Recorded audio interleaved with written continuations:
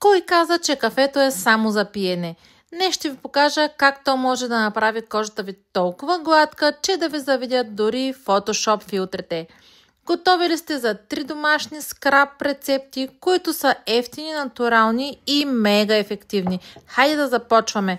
Първо правим скраб за тяло, защото зимата ме направи по-суха и от биологията в 7 клас.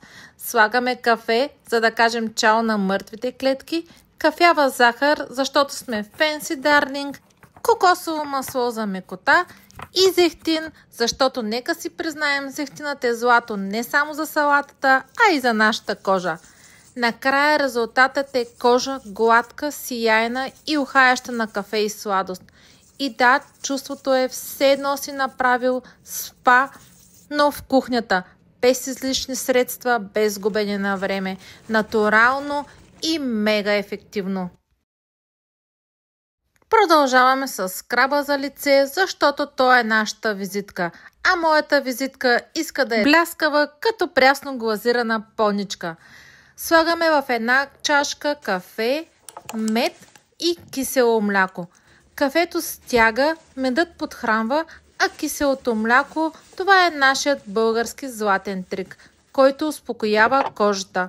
Да, изглежда малко като кафява версия на Шрек, но повярвайте ми, струва си. След като изплакнете лицето, става свежо, чисто и мега сияйно.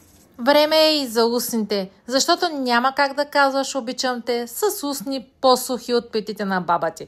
Смесваме кафе, мед и кокосово масло или зехтин по твой избор и това е магията. Устните стават меки, сочни и ако случайно оближите, да, имате бонус десерт. И ето така, мои красотички, само с кафе и няколко магически съставки можеш да имаш кожа по-мека и от плюшено мече. Ако ви харесва, оставете ми едно кафе в коментар и се абонирайте, защото идват още домашни бомбички за красота.